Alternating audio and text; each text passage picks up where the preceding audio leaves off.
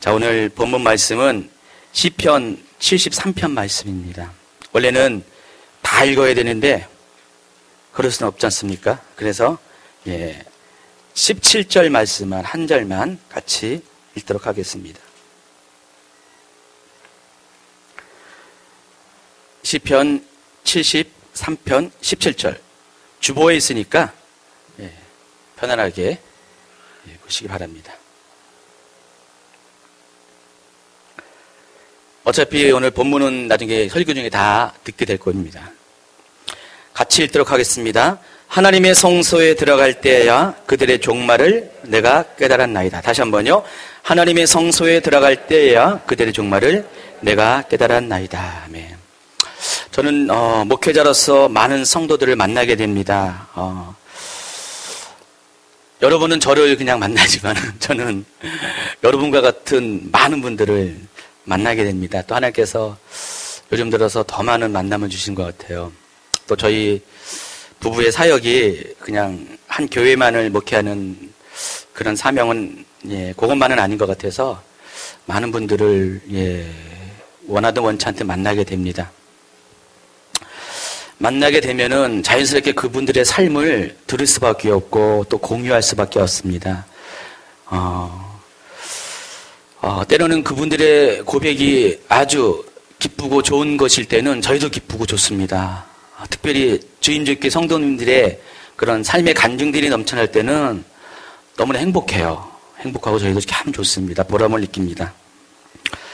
그런데 그런 분들만 만나는 게 아니라 기쁨보다는 슬픔이 많은 분들, 또 어두운 것들이 많은 분들을 아무래도 더 많이 만나게 되는 것 같아요. 그분들이 도움의 손길이 필요하니까 또 저희를 찾아오는 것 같고요. 그래서 그분들의 이야기를 들어보면은 아무래도 그분들의 삶이, 그분들의 아픔이, 마음속에 절절히 와 닿습니다. 동일한 하나님의 자녀이고 또 동일하게 하나님을 예배하는 사람인데 어떤 사람의 인생은 너무나 잘 풀리고 어떤 사람의 인생은 또 너무나 힘들고 어려운 그런 삶을 살아갑니다. 참 걱정인 것은 앞으로 더 많은 사람들을 만나야 되는데 그 삶의 무게가 저희에게도 다가오기 때문에 좀 지금부터 잘 준비를 해야 될 것 같아요. 그러면서 이분들의 모습을 보면서 그분들의 삶의 모습 가운데 만나시는 하나님, 또 그분들의 삶에 대해서 어떻게 제가 공유해야 되는가에 대해서 진지한 고민을 하지 않을 수가 없게 됩니다. 자, 여러분은 때때로 세상이 불공평하다는 생각을 해보지 않았습니까? 이 세상에 정의가 사라지고 또 악한 자들은 번영을 누리지만 오히려 신실한 자들 중에서 고난이 있을 때 과연 하나님은 살아계신 것인지, 하나님이 살아계신다면 하나님은 대체 지금 뭐하고 계시는지, 왜 하나님은 불의한 자를 심판하지 않으시고 경건한 자에게 구원의 손을 내밀지 않으신지, 이런 아마 질문을 아마 하시게 될 것입니다. 여러분, 산다는 것에 힘듦과 고단함을 느끼고 그저 하루하루를 살아간다는 것이 버티고 있다는 느낌이 들 때 우리는 해결하지 못한 숙제를 가지고, 무거운 짐을 가지고 하루하루를 살아가게 될 것입니다. 그런데 이런 생각은 비단 우리만이 느끼는 것이 아닌 것 같아요. 시대와 민족을 막론하고 사람이 살아가는 곳에는 언제나 모두가 공통적으로 하는 질문이고 숙제라는 것입니다. 자, 오늘 본문을 쓴 시편을 쓴 아삽도 이 문제에 대해서 진지한 질문을 가지고 하나님께 나아갑니다. 이 아삽이라는 사람은요, 시편에 많이 등장합니다. 시편 50편과 73편부터 83편까지 모두 12편의 시편에 이 아삽의 이름이 등장합니다. 그래서 이 시편의 제목들을 보면은 아삽이 직접 쓴 시 또는 아삽의 후손이 쓴 시라는 그런 제목들이 있습니다. 자, 아삽은 누구냐면은 이 다윗 왕조 시대 때 성가대 대장을 하는 그런 사람이었습니다. 그러니까 찬양 리더자였습니다. 한마디로 예배자였습니다.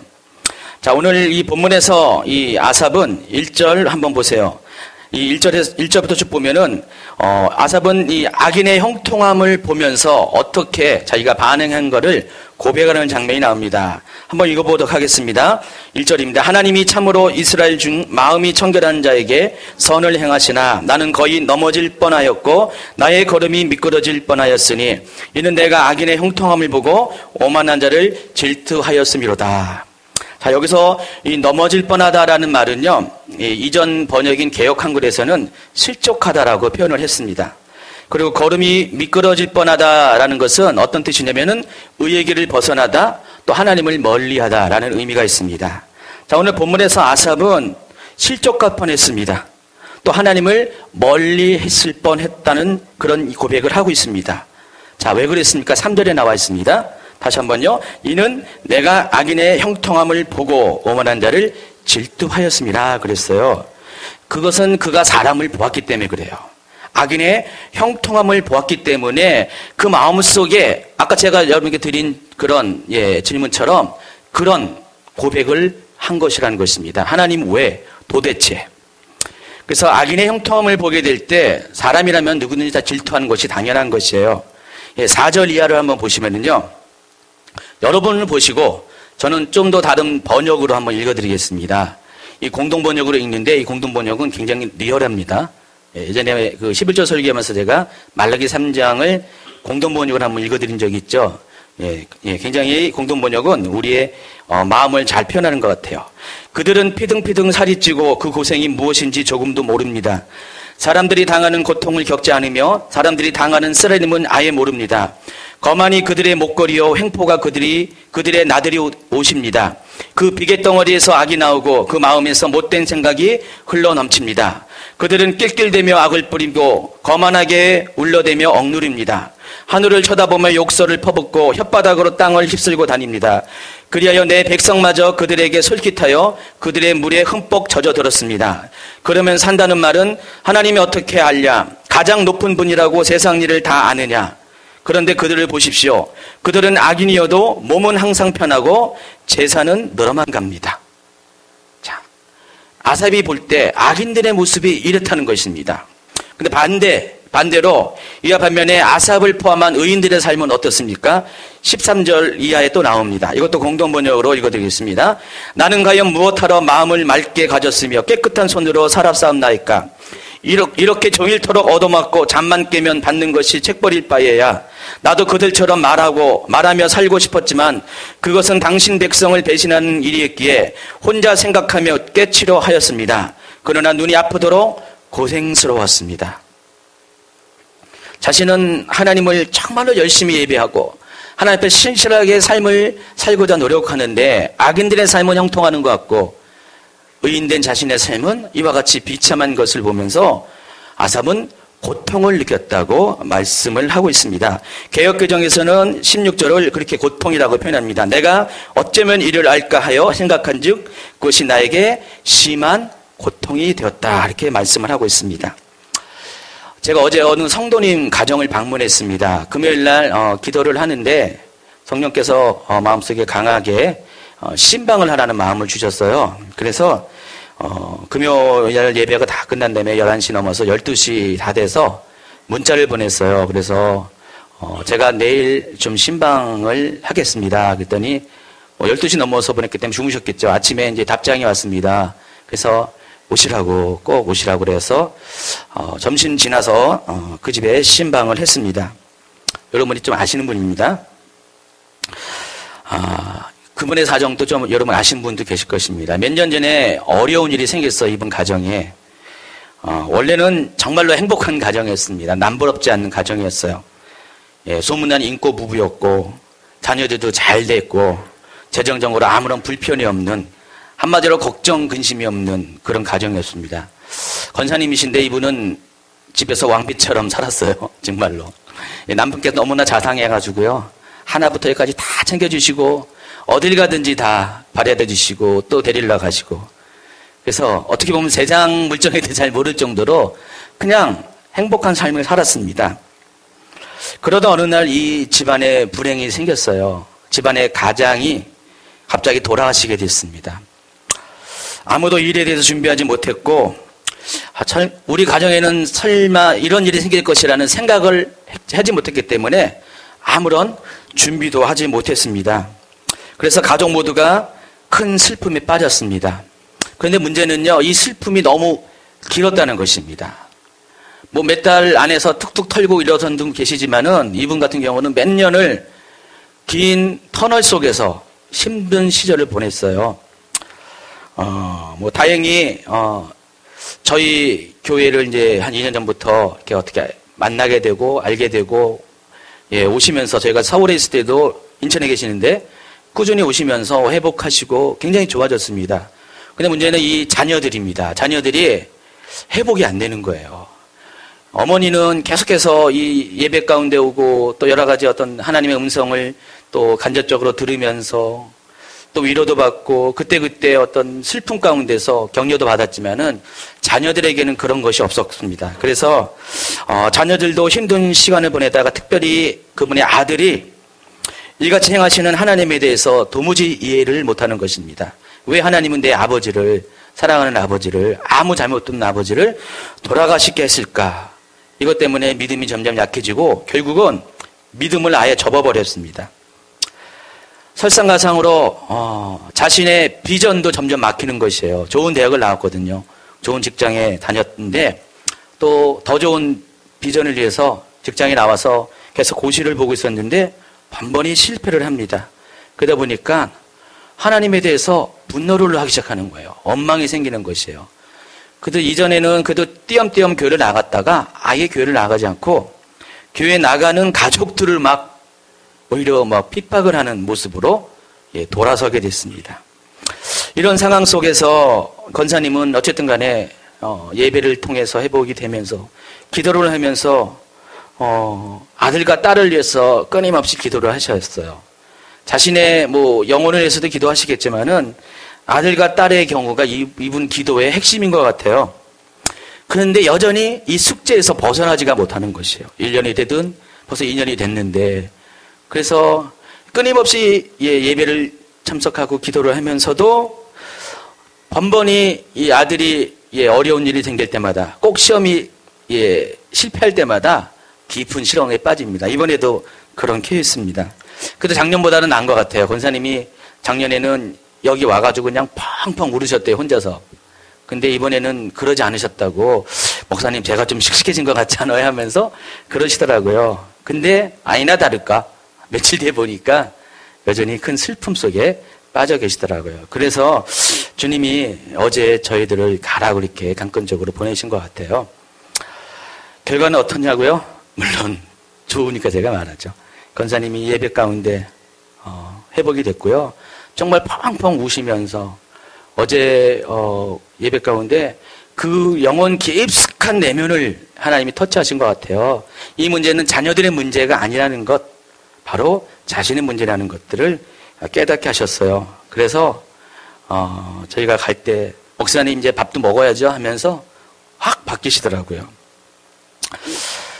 참 감사합니다. 예. 여기에 계신 여러분 중에도 아마도 이 아삽의 고통에 대해서, 그리고 이 권사님의 고통에 대해서 충분히 공감하는 분이 계실 것입니다. 불공평한 세상에 대해서, 또 나의 삶 가운데 일어나는 이해할 수 없는 고난에 대해서, 그리고 이 상황을 그저 침묵하시는 하나님에 대해서, why, 도대체 왜, how long, 도대체 언제까지, 이런 질문을 하면서 지금 이 자리에 와 계신 분도 분명 계실 것입니다. 예, 몇 분 계신 것 같아요. 그런데 풀리지 않는 같은 이 질문에 대해서 아삽은 마침내 답을 찾습니다. 그게 오늘 읽어드린 17절 말씀이에요. 하나님의 성소에 들어갈 때 그들의 종말을 내가 깨달았나이다. 이게 아삽이 이런 질문 가운데 하나님을 만남을 통해서 발견한 바로 이 모든 숙제에 대한 대답이었다는 것입니다. 예, 제가 아삽에 대해서 이미 말씀드렸어요. 아삽은 누구라고요? 다윗 시대의 성가대 대장을 하는 제사장이었습니다. 레위인이었습니다. 그는 예배 인도자였습니다. 그래서 아삽은 제사장으로서 하나님의 성소에 들어갈 때 바로 그 질문에 대한 답을 얻을 수가 있었다는 것입니다. 여러분, 성소에 들어간다는 것은 무엇을 말하는 것입니까? 왜 성소에 들어갑니까? 당연히 제사를 드리기 위해서 성소를 들어갑니다. 성소는 들어가는 이유는 주님을 만나기 위해서입니다. 요즘 말로는 예배를 드리기 위해서 성전에, 이곳에 온다는 것입니다. 그래서 우리는 이 성전에 계시는 하나님을 만날 때, 하나님을 예배할 때 바로 이 하나님의 만남을 통해서 인생의 답을 얻을 수가 있다는 것입니다. 그러니까 성소에서 주님을 예배 때 그곳에서 주님이 우리에게 말씀을 하시기 때문에 그렇다는 것입니다. 자, 무엇에 대해서 말씀하십니까? 바로 하나님에 대해서 말씀하세요. 또 주님에 대해서, 주님의 계획에 대해서, 하나님의 마음과 뜻과 이 세상을 향한, 특별히 나를 향한 하나님의 놀라운 계획에 대해서, 우리가 풀리지 아니하는 이 세상의 악인의 종말에 대해서 주님은 성소에 우리가 들어갈 때, 하나님을 예배할 때 그 예배자에게 말씀을 하시게 된다는 것입니다. 그러므로 우리는 성소에서 주님에게 질문을 할 수가 있고, 또 주님은 성소에서 우리에게 대답을 하십니다. 자, 예배라는 것은 이런 것이에요. 성소에 들어가서 하나님을 만나고 또 그분에게 질문하며 또한 그분 안에서 그분의 마음과 뜻을 알아가는 것, 바로 이것이 예배라는 것입니다. 지난 모교 모임 중에 제가 인간의 영혼육에 대해서 티칭을 했는데, 영혼육의 관계를 설명하면서 성막을 비유하면서 설명을 했습니다. 들으신 분은 기억하실 것입니다. 다시 한번 듣기 바랍니다. 성막은 세 개의 장소로 구분되어 있습니다. 첫 번째가 모든 사람이 드나들 수 있고 볼 수 있는 바깥들입니다. 모든 제사가 실은 이곳에서 드려집니다. 이곳에 번제단이 있습니다. 자, 이것은 인간의 육체에 해당하는 것입니다. 둘째는 제사장만이 들어가는 성소입니다. 이곳에는 제사장들이 기름과 유황과 그리고 떡을 끊임없이 하나님 앞에 매일매일 올려드리는 그런 예배를 드립니다. 그러니까 번제물로 드리는 예배가 아니라 기름과 유황과 또 떡으로 드려지는 이 예배를 성소 안에서 제사장들이 드립니다. 바깥들과는 달리 이곳에서 비로소 제사장들은 하나님을 만날 수 있고 하나님의 임재를 느낄 수가 있다는 것입니다. 바로 인간의 혼이 여기에 해당하는 것이에요. 세 번째가 1년에 한 번 오직 대제사장만이 들어가는 휘장입니다. 지성소입니다. 이것은 휘장으로 가로막혀 있어요. 성소와 지성소는 휘장으로 가로막혀 있는데, 자, 이곳에는 인간의 인위적인 빛이 아무것도 없습니다. 여러분, 바깥들에는요, 태양의 빛이 있어요. 성소에는요, 메노라라 해가지고 7개의 촛대로 된 그런 빛이 있습니다. 그러나 이 지성소에는 어떤 빛도 없습니다. 아주 컴컴한 곳입니다. 이곳에는 오직 한 가지밖에 없습니다. 법궤만 있습니다. 이 법궤 안에 3가지의 증거물들이 있고요. 이 법궤 위에 하나님이 임재하십니다. 그래서 이 오직 하나님의 빛만이 비치는 영광의 빛만이 존재하는 것이 바로 지성소라는 것입니다. 그래서 가장 높으신 하나님이 거하는 곳, 거룩한 곳 중에서 가장 거룩한 곳이 바로 지성소라는 것입니다. 자, 이것이 인간의 영에 해당하는 것이에요. 성소에 들어간다는 것은 하나님의 임재 안으로 우리가 예배자로 들어가는 것을 말하는 것입니다. 그곳에서 주님을 예배할 때 하나님은 육과 혼, 영의 단계로 깊어지는 예배를 통해서 우리를 만나신다는 것입니다. 어떤 사람은요, 예배할 때 바깥들에만 머물다가 마는 사람이 있습니다. 왜 그렇습니까? 이런 사람은 육적 예배를 드리기 때문에 그렇습니다. 여러분, 똑같이 예배를 드려야 돼요. 어떤 사람은요, 바깥들에서 머물러서 하나님께 예배하는 사람이 있어요. 그러니까 육으로만 예배 드리는 사람이 있습니다. 여러분, 몸으로 이곳에 오잖아요. 지금 몸을 가지고 오잖아요. 그런데 이곳에서 몸은 있으되 아무런 하나님과의 그런 관계가 설정이 되지 않는 그런 예배를 드린 분이 실은 있다는 것입니다. 우리가 종교적인 의무를 다해요. 주일에 한번 예배를 드려야 된다는 그 의무는 다하는 것 같지만은, 그러나 이곳에서 온 것은 나의 육뿐이지 결코 내 마음과 내 영은 하나님과 관계없는 예배를 드린 분이 실제로 있다는 것입니다. 또 다른 사람은 성소에서 주님을 예배합니다. 이분은 혼적인 예배를 드리는 것입니다. 그러니까 찬양과 경배 가운데 하나님의 사랑을 느끼고 때로는 눈물을 흘리는 분이 있습니다. 여러분, 예배할 때 보면은요, 정말로 하나님이 주시는 감동 때문에 눈물을 흘리면서 예배하는 분이 계세요. 때로는 반대 현상도 있습니다. 희랑의 영이 펑 터져가지고요, 예배 가운데 굉장히 즐거움으로 웃으면서 예배드리는 분들이 있습니다. 자, 이것은 우리의 감정을 통해서 하나님께 예배를 드리는 것입니다. 바로 혼에서 나오는 예배를 말합니다. 그래서 이 예배를 드리는 사람 중에는 말씀이 은혜가 될 때는 아멘을 하면서 응답을 하면서 내가 그렇게 살겠습니다는 의지적인 결단도 하게 됩니다. 자, 그러나 이런 분들은 아직 하나님의 음성을 듣지는 못합니다.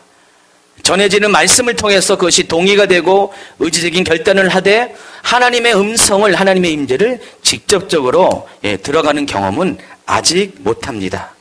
더 깊은 예배가 남아있기 때문에 그렇습니다.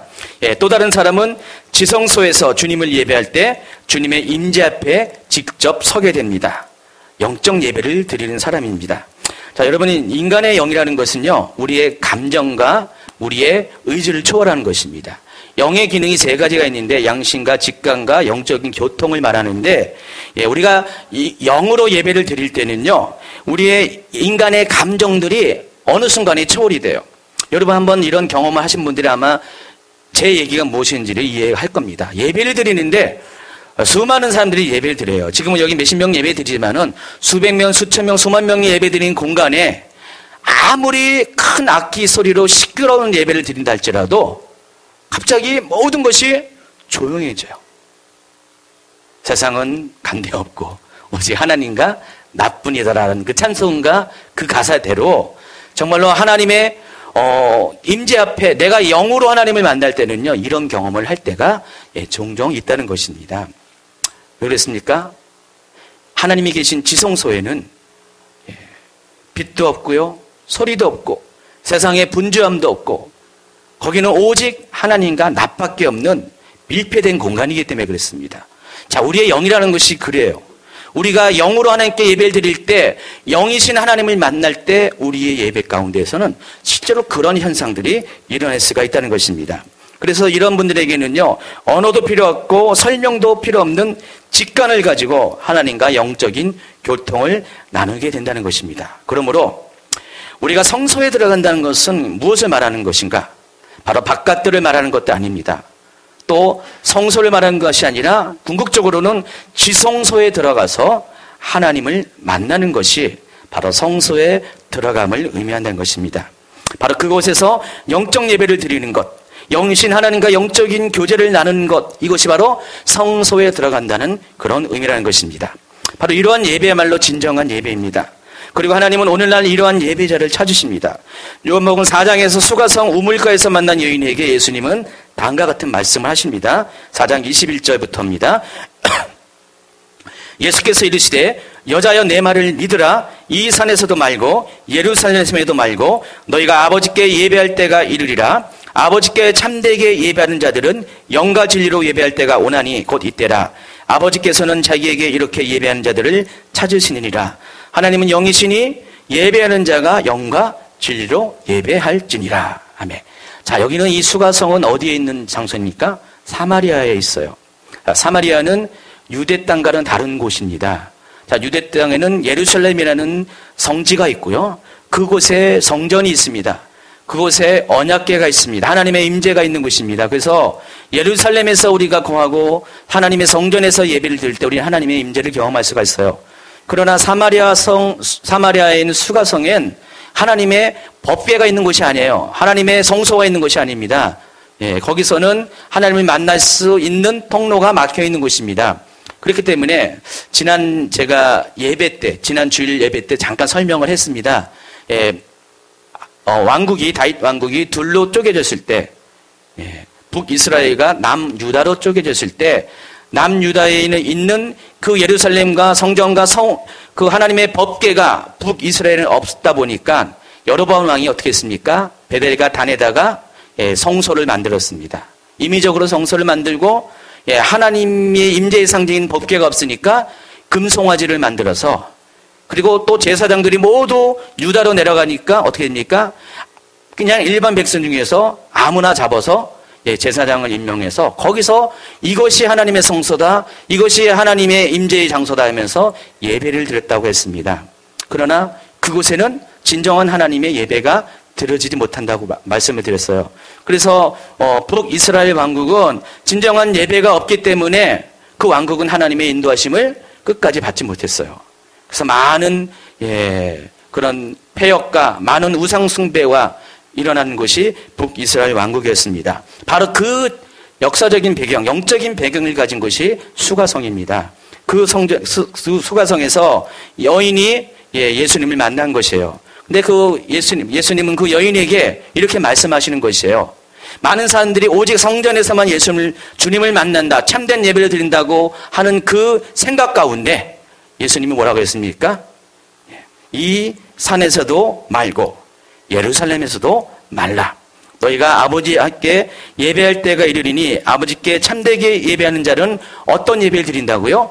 영과 진리로 예배를 드린다고 말씀을 합니다. 바로 그때가 곧 이때라고 했습니다. 그러니까 영과 진리로 예배를 드린다는 것은 어떤 의미냐면은 성령의 실제 안에서 드리는 예배를 말하는 것이에요. 성령님이 실제로 여기 임재하실 때 성령님을 내 영이 느끼면서 드리는 예배가 바로 영과 진리로 드리는 예배라는 것입니다.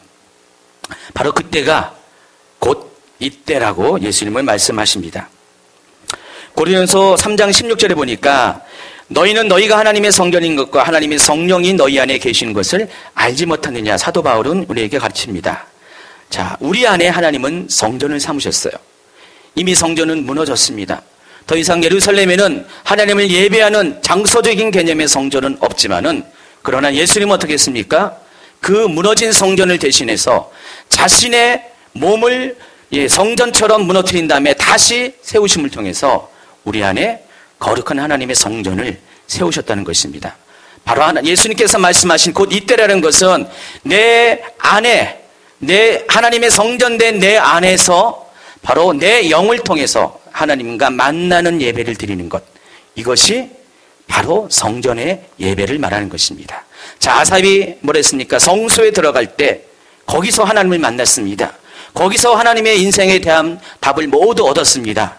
우리도 마찬가지입니다. 우리가 영적인 예배를 드릴 때 내 성전된, 하나님의 성전된 내 육체 안에, 내 혼 안에, 내 영 안에서 주님과의 만남을 통해서 거룩한 예배를 드릴 때 우리는 바로 아삽처럼 주님으로부터의 그런 대답을 드릴 수가 있다는 것입니다. 성소에 들어가는 이유가 바로 여기 있는 것이에요. 우리가 진정한 예배를 드리는 이유가 바로 여기 있다는 것입니다. 우리가 영적인 예배를 드릴 때, 혼의 예배가 아니고 육의 예배가 아닌 영적인 예배를 드릴 때 하나님은 영적인 비밀들을 우리에게 모두가 말씀을 하신다는 것입니다. 하나님의 마음과 뜻과 생각, 또 우리를 향하신 하나님의 계획들, 이 세상에 대해서, 이 세상이 왜 부조리할 수밖에 없다는 그것에 대해서 하나님은 그 이유를 소상하게 구체적으로 우리에게 말씀을 하신다는 것입니다. 그러므로 우리가 우리의 인생에 삶이 막혀있고 또 벗어날 수 없는 인생의 그런 질문에 대해서 답을 얻지 못하는 것은요, 하나님이 대답하지 않은 것이 아닙니다. 하나님 말씀하는 것이 아니라 우리가 성소에 들어가지 못했기 때문에 그래요. 다시 말해서 우리가 진정한 예배 가운데 하나님을 만나지 못했기 때문에, 그곳에서 우리에게 말씀하신 하나님의 음성을 듣지 못했기 때문에 우리가 인생의 답을 얻지 못한다는 것입니다. 우리가 예배한다는 것은 하나님 앞에 가장 가까이 서는 것을 의미하는 것이에요. 또 하나님 앞에 선다는 것은 하나님의 은총 아래에 있다는 것을 의미하는 것입니다. 여러분, 하나님은 은총을 받은 자들에게는요, 아낌없이 모든 것들을 다 내어주시는 분이십니다. 그 사람이 누구라고요? 예배자예요. 하나님의 가까이 서는 사람에게 하나님은 하나님의 뜻과 생각을 공유하시고요, 또 하늘의 권세와 능력도 공유하신다는 것입니다. 많은 사람들이 하나님을 알고 하나님의 이름을 가지고 하나님의 성전에서 예배를 드리는데, 왜 어떤 사람은 하나님의 긍휼과 은혜와 은총과 권세와 능력을 가지고 사는 삶을 살지만은 왜 어떤 사람은 반대의 삶을 사는가? 다른 것이 아닙니다. 제가 단언컨대 그것은 예배에 문제가 있었다는 것입니다. 여러분, 정말로 예배를 잘 드리고 정말로 예배 가운데서 하나님을 만나면은요, 여러분의 인생이 굴곡을 걸어갈 이유가 아무것도 없다는 것입니다. 저는요, 예전에는 이런 것들 잘 경험하지 못했지만은 최근 몇 년 동안 이 부분에 대해서 저는 제 삶으로 이것들을 많이 간증을 할 수가 있어요. 정말 여러분이 예배자로 온전히 쓰게 되면요, 하나님은 여러분을 분명히 만나주시고 기억하시고 여러분의 삶의 정말 책임자로 서 계신다는 것입니다. 근데 우리가 이것을 잘 못했습니다. 시편 73편 16절. 이 아삽은 성소 안에서 하나님을 예배할 때 그분의 임재 안에서 하나님의 계획과 뜻을 알게 되었습니다. 내가 어쩌면 이를 알까 하여 생각한즉 그것이 내게 심한 고통이 되었더니 하나님의 성소에 들어갈 때야 그들의 종말을 내가 깨달았나이다. 18절입니다. 주께서 참으로 그들을 미끄러운 곳에 두시며 파멸에 던지시니 그들이 어찌하여 그리 갑자기 황폐되었는가 놀랄 정도로 그들은 전멸하였나이다. 자, 성소에 들어가기 전에는 어떻습니까? 왜 악인이 잘 되고 나는 이렇게 불행한 삶을 살 것인가에 대해서 하나님께 한탄하고 원망을 했다는 것입니다. 그것이 하나님의 뜻인 것처럼 착각을 했어요. 오해를 했어요. 그래서 하나님 도대체 왜 언제까지라는 질문을 하고 있었는데 성소에 들어가고 나니까 모든 것이 바뀌었어요. 성소에 들어갈 때 하나님은 그에게 대답했습니다. 하나님의 뜻은 의인이 고난받는 것이 아닙니다. 의인이 미끄러지는 것이 아닙니다. 오히려 그것은 악인의 몫이라는 것입니다. 19절을 보면은 악인의 패망이 갑자기 빨리 그렇게 진행되는 것을 설명을 하고 있습니다. 우리가 하나님을 만날 때 실은 우리의 대적이 지금까지 큰 산처럼 우리를 가로막고 있었습니다. 큰 문제들이 도저히 해결할 수 없는 문제들이 도저히 헤쳐나갈 수 없는 난간들이 우리 앞에 있었는데 하나님을 만난 이후에는 그 모든 것들이 급속히 허물어가는 것들을 경험하게 된다는 것입니다. 많은 분들의 간증이 이것을 증명하고 있어요. 하나님을 만나지 못할 때는요, 이것들이 너무나 커 보였어요. 도저히 나로서는 해결할 수 없는 정말 마태복음 18장에 있는 1만 달란트 빚과 같이 도저히 해결할 수 없는 그런 무거운 짐이었는데 내가 성소에서 주님을 제대로 만나잖아요. 1만 달란트 빚을 순식간에 탕감해 주신 하나님께서 모든 문제들을 순식간에 무너뜨려 주신다는 것입니다. 아멘. 여러분이 이것들을 경험하셔야 됩니다. 이것을 경험하지 않으면은요, 여러분 예배 드리는 것이 의미가 없어요. 교회 나가는 것이 의미가 없다는 것입니다. 우리가 왜 교회 나와서 이 아까운 시간, 아까운 재정을, 아까운 헌신을 하나님께 드려야 됩니까? 우리가 이것을 통해서 얻는 것은 하나님을 예배할 때 정말로 내 인생 가운데 이 세상뿐만 아니라 오는 세상에까지 하나님의 주시는 그런 은혜와 축복을 누리기 위함이 아닙니까? 솔직히 그렇잖아요. 하나님께 무슨 헌신을 드린 그것보다도 우리의 근원적인 우리의 바람은 그겁니다. 우리가 이 세상뿐만 아니라 저 세상에서도 하나님의 은혜와 영광을 원하는 것이 우리의 마음입니다. 그렇기 때문에 우리가 이것을 얻기 위해서는 단 한 가지가 열쇠인데 다른 것이 아니라 바로 예배라는 것이에요. 제가 요즘 계속해서 의도한 건 아닌데 계속 시리즈 설교를 하네요. 예배에 관한.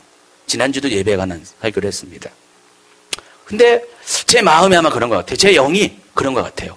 계속 예배에 대해서 계속해서 목마르고 예배에 대해서 어떤 집중을 하는 것 같아요.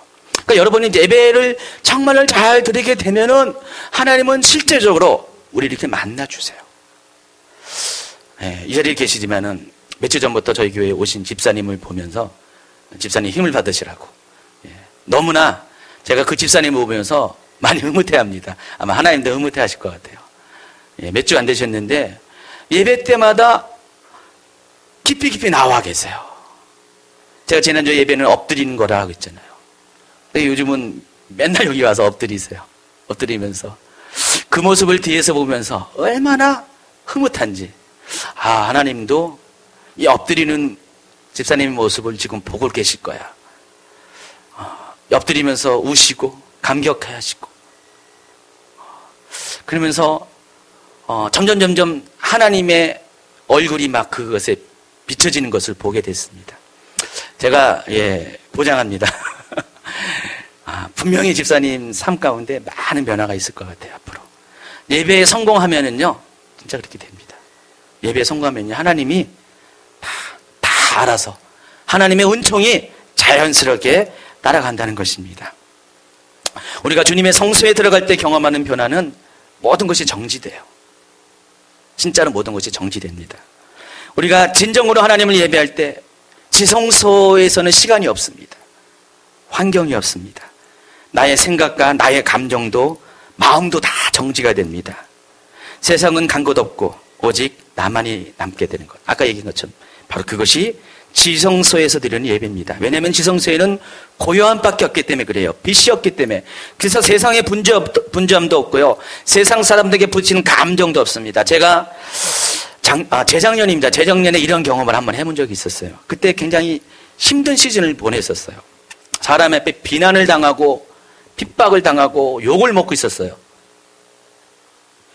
물론 제가 일부에 실수한 것도 있어요. 그러나 90%는 제가 일방적으로 당하는 고난이라 생각했어요. 그때 솔직히 마음으로는 하나님께 원망을 안 한다고 하지만은 입술로는 하나님한테 말고 사람들, 그렇게 행하는 사람들한테 막 원망이 나오더라고요. 그래서 누가 그 주제에 대해서 얘기를 꺼내면은 의지로 결단을 했어요. 그런 말을 안 해야지 하는데 가만히 보면은 계속해서 그 불평하는 말을 막 쏟아내고 있었어요. 그때 어느 집회를 참석했습니다. 그 집회는 하나님을 얼굴과 얼굴로 보게 한다는 그런 어떤 주제를 가지고 하는 그런 집회였어요. 어느 교회에서. 근데 실제로 제가 그 집회를 참석하면서 메시지를 들으면서 다시 이제 교회로 와서, 그때는 교회와 집이 같은 장소였습니다. 바닥이 붙어 있어가지고요. 그래서 성전 앞에서 이 십자가 앞에 무릎 꿇고 기도할 때 그런 걸 경험했습니다. 정말로 모든 것들이 잠잠해지더라고요. 정말 세상이 온데간데 없고 주님과 나만 남아있어요. 갑자기 모든 것이 싫어지더라고요.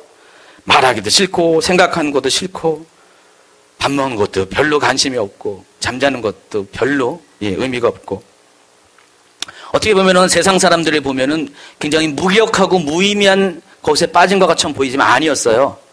하나님의 임재 안에서 잠시 세상을 초월하는 경험을 해봤습니다. 그래서 최근에 겪었던 일들이 갑자기 아무것도 아니에요. 전혀 문제가 되지 않고 그냥 무의미한 것으로 느껴지게 됐습니다. 그래서 걱정도 없어지고 분노도 사라지고 그저 나만 존재하는 것 같은, 하나님과 나만 존재하는 것 같은 것을 1년이 아니라 한 달이 아니라 한 주가 아니라 딱 이틀 정도 경험한 것 같아요. 하루 이틀 만에 제정신으로 돌아오니까 또다시 감정이 올라가고 분노가 생기고 걱정이 막 생기고, 그래서 참 아쉬웠던 기억이 남습니다. 참 그때가 좋았는데, 아마도 하나님과 만나면 이런 세계에 서게 되는 것이 아닐까 생각을 해봅니다. 모든 것을 초월하고 오직 하나님과 나만이 존재하는 신비를 경험하는 것, 이것이 성소 안에 들어갔을 때, 우리가 하나님을 만났을 때 진정한 예배, 영적인 예배 드릴 때, 성령 안에서 드릴 때의 아마 경험인 것 같아요. 또 한 가지 소개하겠습니다. 마태복음 17장에 보면은요, 예수님께서 베드로와 야고보와 요한을 데리고 높은 산에 올라갔습니다. 그곳에서 형체가 변하는 그런 변화산의 기적이 이 장면에 등장합니다. 제자들은 그곳에서 예수님과 함께 대화하는 모세와 엘리야를 보았습니다.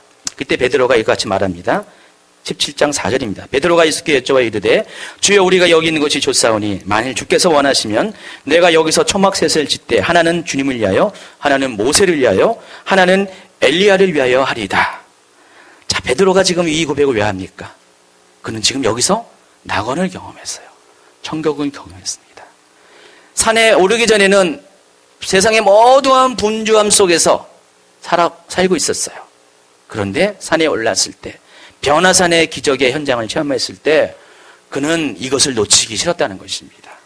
바로 진정한 예배와 같은, 성수에 들어갔던 그런 어떤 경험들을 여기서 했다는 것입니다. 그래서 천국을 체험한 사람들의 공통점이 뭔지 아십니까? 한번 천국을 경험하게 되면은 이 세상에 대해서 미련을 갖지 않습니다. 천국을 경험하고 딱 오면은요, 하는 말이 빨리 죽으면 좋겠다, 천국 가면 좋겠다, 이런 고백을 합니다. 그래서 그전에는 이 남편, 아내, 자식들, 내가 사랑하는 모든 것에 대해서 굉장히 큰 애착을 갖고 있었는데 갑자기 천국을 한번 딱 체험하면 이런 것들이 비교 대상이 아니잖아요. 그래서 그때부터는 이런 것에 대해서 아무런 소망을 갖지 못하게 됩니다. 그리고 영과 진리 안에서 성령의 실제 안에 예배드릴 때 우리는 실제로 이와 같이 천국을 경험할 수 있게 되는 것입니다. 예배할 때 세상은 존재하지 않습니다. 예배할 때 세상의 걱정은 존재하지 않습니다. 예배할 때 모든 수고와 힘듦과 아픔과 문제들은 다 사라지게 된다는 것입니다. 자, 이 모든 것들은 내 혼에서 일어나는 거잖아요. 걱정, 근심, 분노, 내 다 혼에선인데 우리가 이 혼적인 예배가 아니라 영의 예배를 드릴 때, 신령과 진정으로 예배 드릴 때 이 모든 혼적인 요소들이 다 극복이 가능하다는 것입니다. 그러므로 우리가 이 세상에서 무엇을 어떻게 할 수 있는 것이 아님을 여러분이 아셔야 됩니다. 우리는 한 가지 목표를 가지고 나아가야 돼요. 과연 내가 진정한 예배자로 서 있는가? 나의 예배는 성공한 예배를 드리고 있는가? 나는 정말로 육적인 예배가 아니라 혼적인 예배가 아니라 영적인 예배를 통해서 산 제사를 통해서 예배 가운데 우리를 만나시기를 원하시는 하나님을 지금 경험하고 있는가를 한번 점검하기 바랍니다. 24절부터 시편 73편 24절부터 이제 거의 마쳤습니다. 읽어드리겠습니다. 주의 교훈으로 나를 인도하시고 후에는 영광으로 나를 영접하시리니 하늘에서는 주 외에 누가 내게 있으리요 땅에서는 주밖에 내가 사모할 리 없나이다. 내 육체와 마음은 쇠약하나 하나님은 내 마음의 반석이시요 영원한 분기시시라. 무릇 주를 멀리하는 자는 망하리니 음녀같이 주를 떠난 자를 주께서 다 멸하셨나이다. 하나님께 가까이함이 내게 복이라. 내가 주 여호와를 나의 피난처로 삼아 주의 모든 행적을 전파하리이다. 자, 16절까지 그렇게 원망하고 불평했던 아삽이 17절에서 성소에 들어갔을 때, 그곳에서 하나님을 만나고 답을 구했을 때 이렇게 고백이 달라진 것을 볼 수가 있습니다. 여러분도 똑같아요. 성소에 들어가서 진정한 예배를 통해서 하나님을 만나면요, 여러분도 바뀌게 될 것입니다. 아멘. 자, 오늘 그런 날이 되길 바랍니다. 오늘 이 예배가 그런 예배가 되길 바랍니다. 오늘 이 예배를 끝나고 나간 후에 정말로 여러분 속에 불평이 사라지고 걱정이 사라지고 눈물이 사라지고 애통이 사라지고 하나님 안에서 오직 하나님과 나만이 존재하는 그런 깊은 사랑의 고백들을 지금 이 시간에 하길 바랍니다. 기도하겠습니다. 기도할 때 언제나처럼 제가 여러분을 위해서 기도할 겁니다. 또 천여 목사님 여러분을 기도할 겁니다.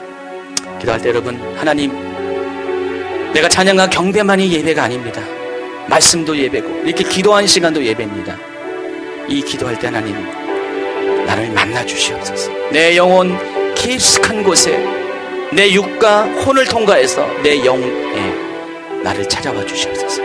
그래서 영적인 하나님을 이 영적인 세상 가운데 만나는 그런 놀라운 체험을 하길 원합니다. 여러분, 다른 분들 여기 생각하지 마세요. 옆에 계신 분 생각하지 마시고요, 하나님과 집중하세요.